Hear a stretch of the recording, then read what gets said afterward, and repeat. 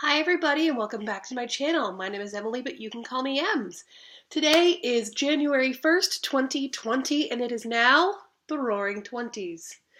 So this past year, 2019, has been a whirlwind for me. Looking back, a lot has happened. I feel like this past year was kind of like an earth year for me, dealing with like things in this mundane world.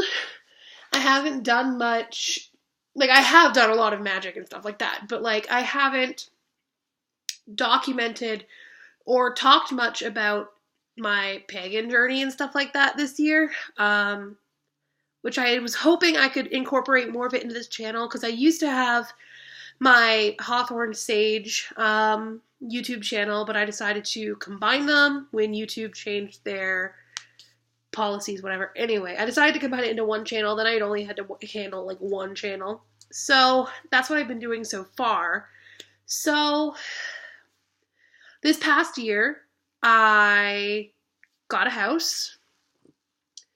I got a dog. He might come up here at some point. I got my license and I got a car. So this year has been a whirlwind, and I'm hoping to make more casual videos, kind of like this, like I used to make a lot of. Like, this is literally old school. I am on my MacBook.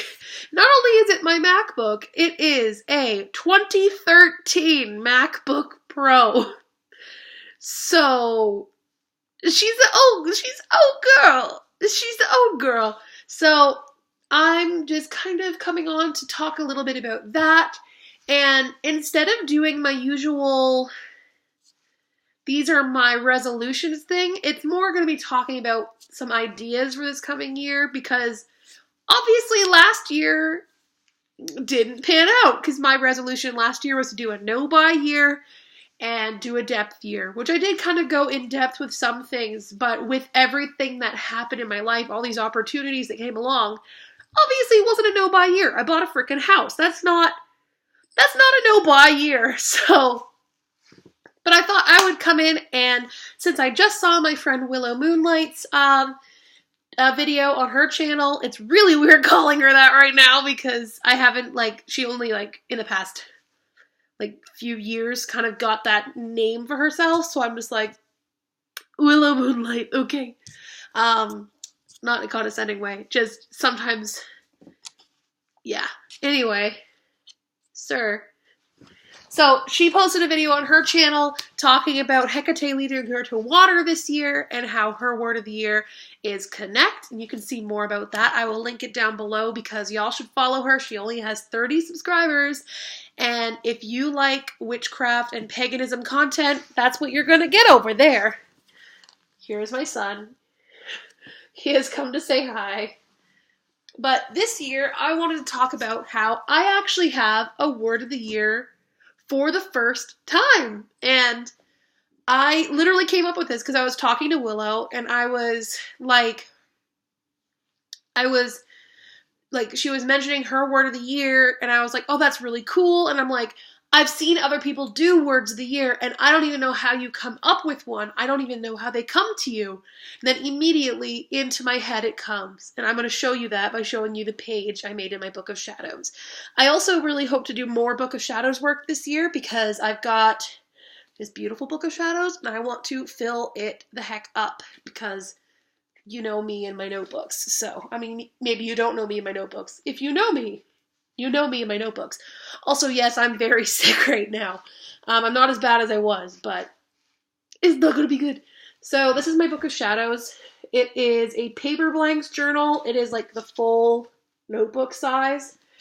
And I put the pentacle is not part of it. It's actually an iron-on patch that I glued to my journal. So that's what I have here. These tabs I did with tape and sticky tabs. And it has like these little latches, which are definitely not going to close soon because I've pasted so much stuff in this already. So I'm just going to open up to the page. So this is, it's showing backwards in here. We'll see if it shows backwards when I edit. But my word of the year for 2020 is breathe. Because I have been so stressed this year. this year I need to breathe, I need to meditate, but also I need to connect with air, which is really funny because Willow and I were discussing how with her getting called to water, I'm being called to air. Air is not the one I have the least in my chart. The thing I have the least of is fire, but I've already worked a lot with fire because that was the thing I was most fearful of in magic was the fire, like the fire, the inspiration, the spark of energy. That was terrifying to me for some reason. So many people love fire and they're always like, I love fire element. And I'm here like, I like me some water and maybe some earth. Thank you. Like water is where I feel comfortable, which is really funny that Willow is like, I'm going into water. Ooh. Meanwhile, I'm here like, I like the water. So going into air with the comment of breathe, so calm and de-stress, but also with it being the air element, I want to read more, I want to write more, and I want to learn more. So I'm going to be spending a lot of time in the old noggin here, for sure. So this is my little page I made. It's not great, it's not as pretty as Willow's, but you know, this is the way I like it. I like it the simple and the hand-drawn. So I drew like a book and a quill pen and a head with an arrow going into it. So that's what I made. But also with going into air, I'm a little bit worried about becoming ungrounded and going too far or getting too stuck in my head. So in making my altar this year, I did not make an air altar. I, in fact, made an earth altar. So something to keep me grounded and here, and it also has some elements of water in it so that I can have those elements that calm me and ground me. So water calms me. I find water soothing and water is home for me. So like water is calming and soothing, whereas whereas air is like, whoo, and water is kind of like fire is kind of like, a little too warm for me. And then earth with water is very calming, strong. It's a good place for me to be. So I'm going to show you my altar that I redid yesterday before my parents came up, because I was going to film a bit of this video, like a video like this when I did that yesterday, but then my parents' power went out and they had to come to my house to stay with me. So let me show you. I'm going to bring my computer and it's gonna be weird. So, also, these are Dungeons & Dragons prints. Hello, I'm annoyed. I'm a nerd. Annoyed. So, above my altar, I have, this is the Sacred Herbs of the Druids. I got this from the order. I also got this from the order when I finished my Bard grade and was going into the Ovate grade. You can see everything going on my computer. Congrats. And putting that back there. So, this is what I have going on. Let's see if I can, here we go. So, this is my altar here. It is this is a wool plaid, or a plaid. It's actually very similar to my family's plaid that we have for County Tyrone, Co-Tyrone. My family itself has been very separated from the Irish roots, but I've been doing some research about it. But I'm on my dad's side, I'm a third generation Canadian. So the front and center I have is my new incense holder, which does 2 incense sticks, and it's a wide mouth so it catches all the ash. So that is my connection to air. I have my wand, which is just my normal wand I've always used I've used it for a while. And then my athame, which I talked about in my A is for Athame episode. So I have a candle for fire. This is the Bath & Body Works London scent. It's tea and lemon, and it's just a beautiful scent. I love it. I have my grounding stone, which I got at a ritual a few years ago, and it is from the river near where I live. And so I've always kept this stone. This is my Waters of the World, which is a reclaiming witchcraft tradition. So within this water, there is like particles of the Ganges River, and there's like, it's basically water from all around the world. And then when you come together, you pour them together and you put water from where you're currently at, and then everyone takes some home. So they all have this Waters of the World. So this connects me to all the waters all around the world. I have my chalice, which has a goddess with the spiral, you know. I have this, which is a piece of a falling star, or I forget what it's called when they come to Earth, but it's like a piece of the rock that falls from space.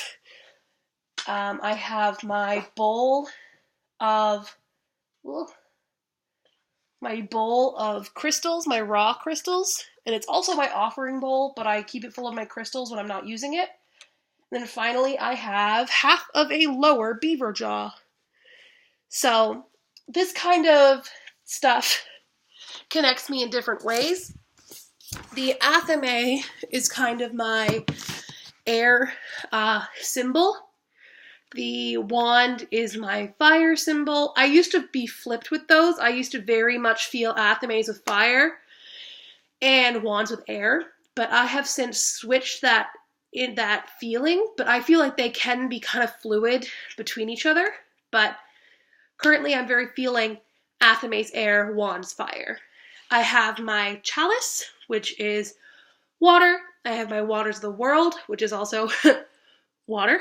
I need to breathe because I can't breathe through my nose right now, and talking means I can't breathe through my mouth. Whew. The beaver jaw is my connection to the animals.